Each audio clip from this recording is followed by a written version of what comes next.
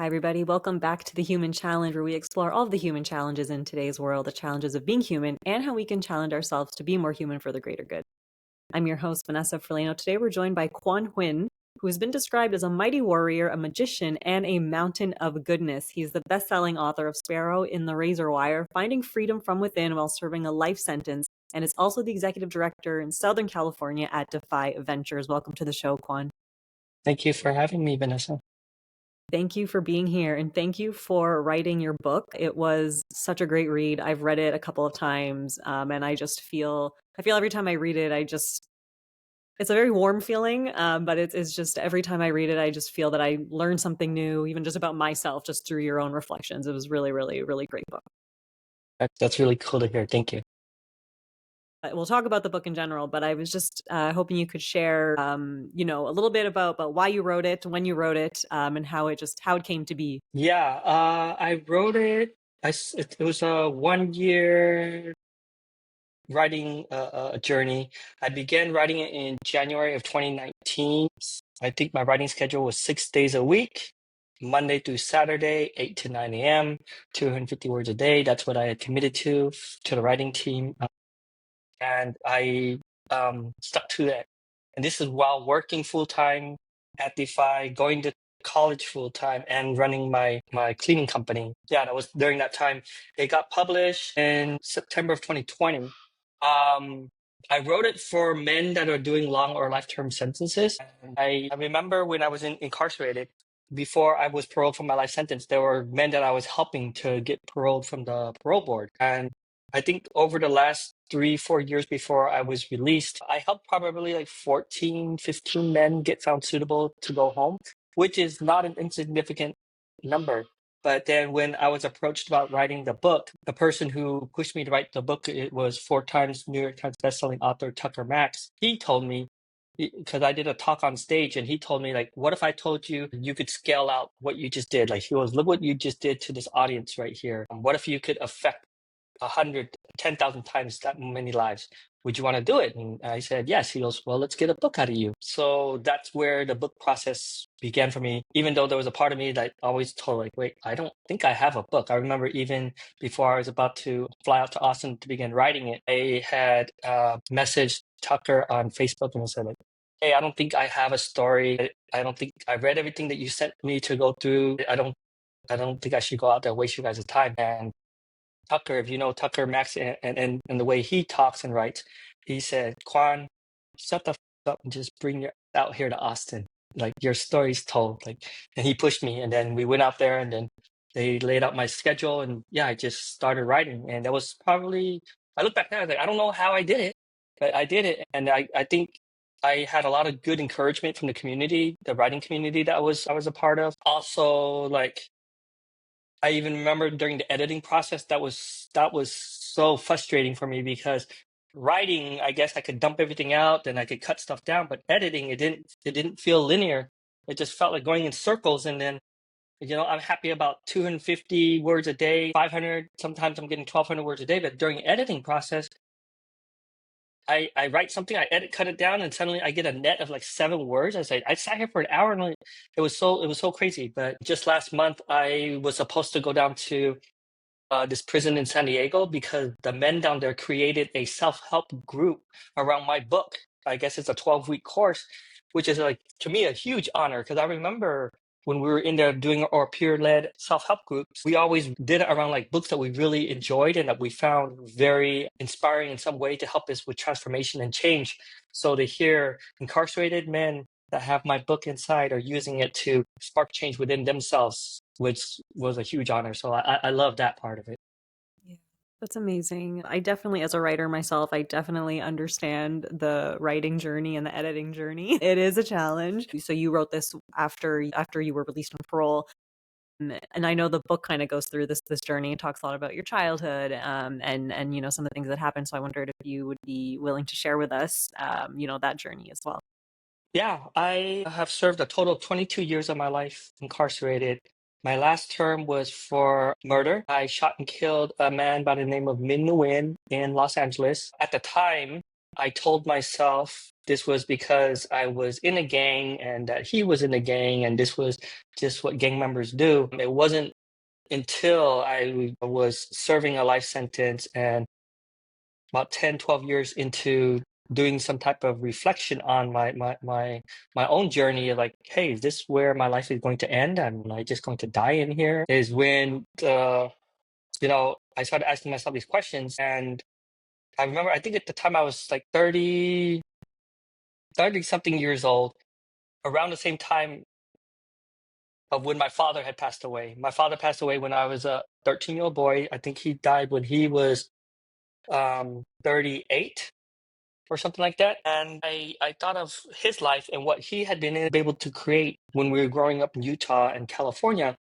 and contrasted that with, the path of death and destruction. And I'm like, wait, how did my father's life end like this? And he impacted so many lives in so many ways. He created the Vietnamese Refugee Association, and he helped people adjust to their new homeland here in the United States. And on the flip side, here I am, his son, who's now serving a life sentence for murder and is basically going to die. And I was just rotting away at the time. It felt like one thing that did give me escape, though, were books. So I love reading books. I've always been a bookworm, and I do have a tendency when I read books, if I really like it, I go down these rabbit holes, look at the acknowledgments, see what authors influenced them, read those books. And I just go down all different type of genres and things to discover. So it was around that same time. I have always been fascinated with books on entrepreneurship, but during that time, I stumbled upon and had this new desire to read about books around the saints, and in particular stories of saints that had failed in some ways in their life, but yet had gone on to create these amazing legacies and orders in the church. So those stories really drew me in, which then also drew me in on stories of meditation, spirituality, and personal development. And all of these just became, I think I would have to say, a perfect storm in my head. And it was one day on the prison yard where I was standing there, and I just asked myself, like, why do I have to view prison as punishment? Why can't this be just a place that I'm living and that I can remake myself, even if I'm going to die in here? And of course, the answer comes back from the universe, like you can. So I remember that moment very well because I was standing at the fence. The sun was barely coming up over the hills at Solano. They have these little hills, and the sun was coming up. I could feel the warmth from the sun. And in the little blades of grass, I could see the individual drops of dew. And up above me in the razor wire, I heard a sparrow chirping. And I tell everybody, the sparrows had probably been chirping my whole prison term, and I never heard it. But that day is when I heard it, and that day is when I would have to say my journey of transformation barely began, where suddenly I looked at around me like, wait, these are just other human beings on their own journeys, some of them much further along than me, some of them perhaps not even awakened yet, but we were all just here on our own journeys. So one of the first things I did was I decided to check into therapy to begin grieving my father's death. So it was like 20 something odd years later after he passed away is when I began therapy and began the grieving process. And then, of course, being a bookworm, I became fascinated with Elizabeth Kubler-Ross's model on grief and loss and mourning and dying. So I began reading all of those books. And then I realized around me, there are a lot of men were suffering and had an inability to grieve, whether that's grieving the loss of their wives because they've left them or they've passed on, or parents that have passed on, or something even seemingly like innocuous as being uprooted and sent to a different prison. But then I'm realizing, wait, these are friendships some of these guys have held for years. Now they have to make new friends. There's no way to really process this because it's like, okay, you're a man, you're in prison. What are you talking about? You miss your friends or something like that. So I just saw this huge need for people to be able to properly begin to heal and to grieve. So I put together this syllabus and I sent it to the prison psychologist, and we got to created the prison's first ever grief and loss group.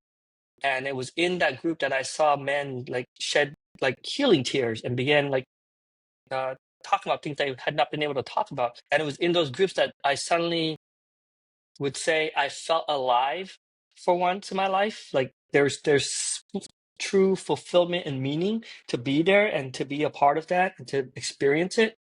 And then that, of course, made me fascinated about the whole facilitation of groups and group psychodynamics. And I go into this whole other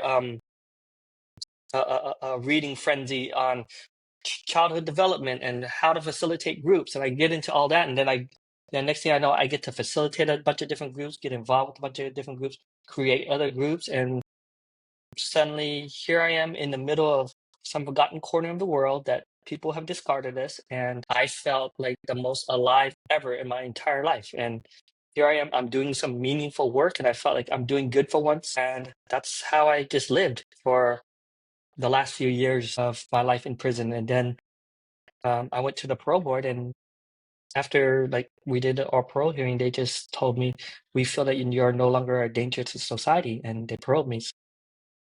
At the time, it was unheard of because in California, I'm not sure if you know, California had not paroled a single life-term prisoner since 1977.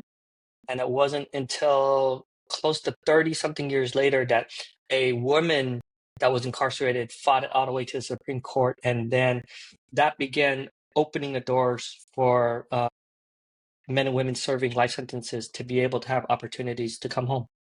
So I was one of the very lucky ones, very fortunate ones early in the beginning of this parole process. Thank you so much for sharing that. I'm really happy you talked about the sparrow because I remember that part in your book, and that was how the title of the book came. So I'm so happy you touched on that. Yeah, I didn't know what the title of the book called. I remember then suddenly part of the writing, hey, I know what I'm going to call my book. Oh, I love So that. it just came to me. So you talked a little bit about your relationship with your dad, but you also talked a lot about in the book your relationship with your mom. And I'm Yeah. wondering what you wanted to share with us about that. Well, I mean, my mom was vastly different from my father in that I felt like around my father, he was communicative. He expressed his love. My mom did not. She was very stoic. I think the only way that I ever felt love was from her was just through her cooking. It's funny because one of my friends, one of my best friends, he read my book and he's come over. He's met my mom. Like my mom lives with me, and he's like, hey man, is your mom still unable to express emotion? And I'm like, yeah. He's like, no, man, she does. I said, no, she doesn't. I said, here, and I put it on speakerphone. I said, Mom, Frank's on the phone. She's like, oh, okay. And then I said, Mom, I love you. And she's like, okay, thank you. And she walked off. It was Aw. so that's Mom, but she still cooks great. So that's when I know that I'm loved, and she makes me some good food. Right. When I went through your book, what I really loved about it, and I think you touched on it when we were chatting previously about your use of the transcripts. Because it was just really interesting, and I remember because it was so fascinating to me. I know you mentioned it was helpful for you in terms of also writing your book. Yeah.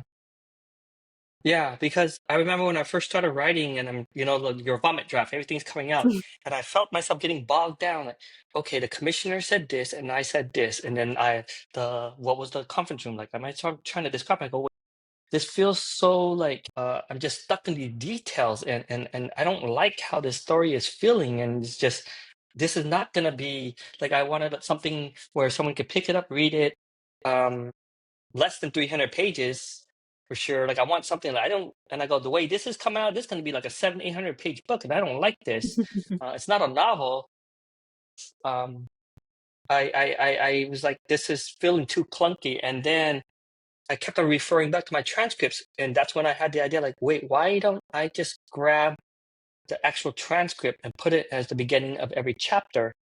And that made it really cool, also because the transcript is also a form of the truth. Like, my story is my truth of my experience, but the transcripts also is the truth of what happened, because I noticed, and as you may or may not have noticed in the book, I'm sure you noticed, men will have this narrative that they tell themselves of what happened, which is sometimes totally different from reality, because like they say they went to the parole board and the commissioner said this, and when I'm looking at the transcript, that's not what happened. Yeah. And then when I'm reading, I said, what other lies do we tell ourselves on a daily basis, not even in the parole process? So I felt this would make it very real.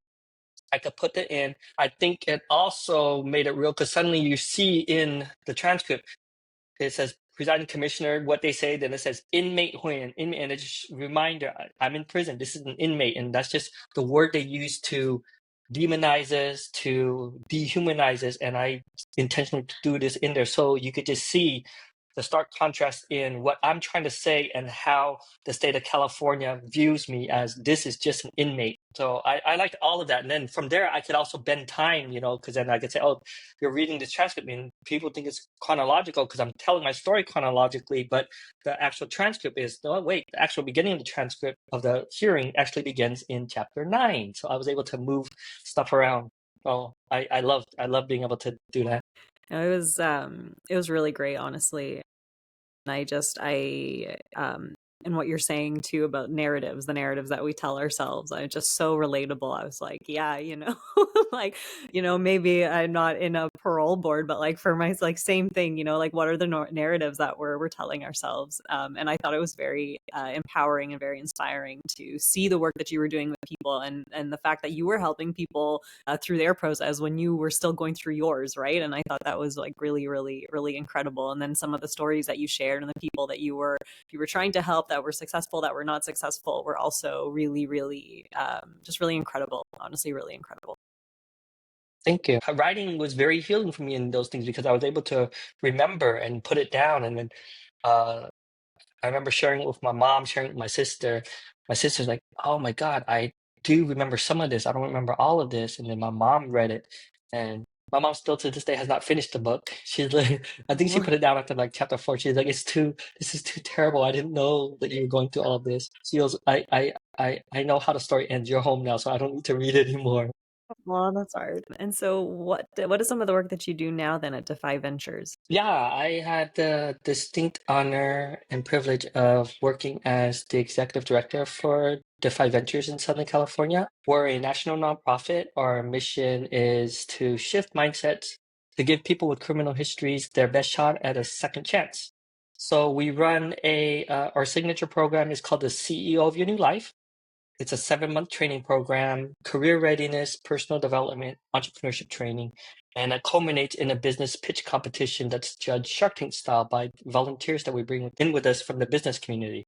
So a huge portion of our curriculum is about taking ownership of your life, like being the CEO of your new life. Like, how can you be a good CEO if you haven't learned to self-regulate and haven't learned to communicate well? So it's very in alignment with how I see my own journey and how I can help lead our organization here in Southern California on how we want to impact incarcerated men and women's lives while they're incarcerated. Is there a common piece of advice that you tell people who have a similar experience to yours, whether they're still incarcerated or whether they're now a returning citizen? Well, typically when I go in, and some of them have read my book, especially now, like I recently was able to I got my book distributed through this platform Edovo, and the Edovo platform is in tablets. So I got it distributed them. It's a learning platform, so we're able to give it to all incarcerated men and women free that they have. So it's like 150,000 men and women that are incarcerated nationally now have free access to my book, which was a huge win for me. So sometimes when I go back inside, some of them have read my book, or sometimes I get letters from inside telling me thank you for writing the book, asking me like different questions. But I think the main theme is like how do I get this done? How do I go home? Or how do I get out of my own way? And usually it's just one step at a time. You just gotta, just like everything, like even like my writing process, 250 words a day, 6 days a week, just set mini goals and just go after it and just chop the wins. And some days you don't hit it, it's okay. Pick yourself up and dust yourself off and move forward again. So for the ones coming home, I think my biggest thing is telling them a couple things is usually number one is there's going to be this huge need in your head, this feeling that you have to catch up, and I tell them like, let that sit to the side. Just take care of yourself first. Take it slowly. Almost like in there, you have to take it slowly to get home. Now you have to take it slowly to readjust out here.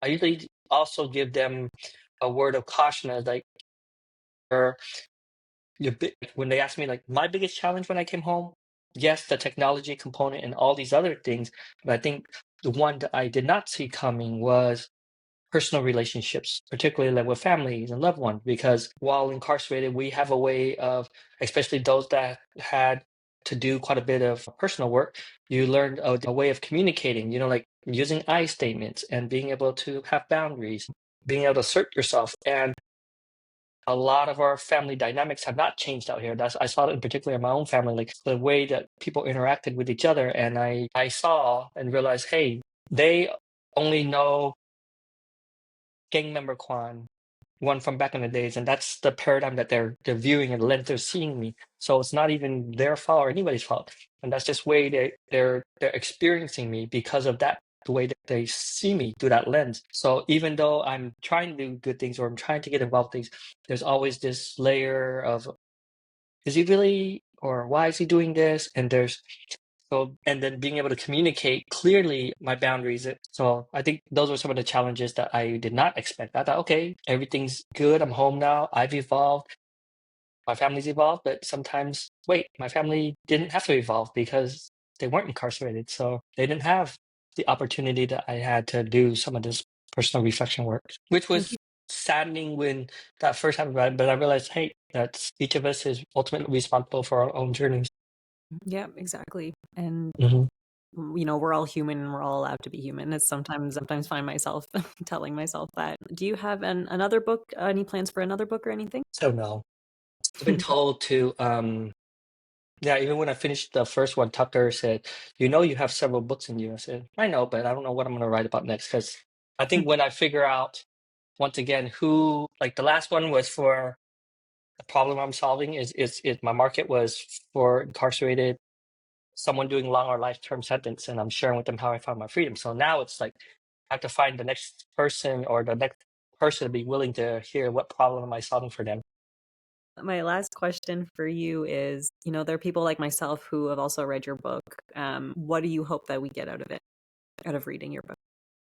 Yeah, so I've been told by quite a few people because they know who my target market was for this book. But then I've been told by quite a few people, hey, your book is more than for just people that are incarcerated. They said we all live in some type of prison, each of us, physically, mentally, emotionally. So that was a really cool thing to hear because I go, yeah, they're right. So what I would hope is that people reading it would, I think, be more kind to themselves and be more kind to others, especially like one of the things that was very intentional was trying to bring out the human aspect of each man that I shared about in there, the good and the bad. I mean, we as humans, we have both of those in this, but I wanted to really capture that just for them to see like it's not just, this it's not as easy as just black and white. Okay, there's a prisoner, it's an inmate, it's I'd like to bring a different narrative of what people say about people that are incarcerated. Yeah. I hear that, and definitely, I definitely felt that, like I said, going through your book, and like I said, I read it a few times, and it just resonates in a very deep way, and it felt very, like, I feel like there's some spiritual aspects in there too that were really, and not even in like a technical way, right? But just in the way that it was written, right? Like it was written from a very like grounded place. At least that was how I felt when I read it, and it was really, really phenomenal. So thank you very much for writing. Thank you very much for sharing your journey. How can we find your book? You can find me on Audible, Amazon. You can find it off uh, my website. Sparrow.com. It's quanxwin.com, but there your listeners can find me on all social media. Same thing, quanxwin.com. Thank you so much. Thank you, Vanessa.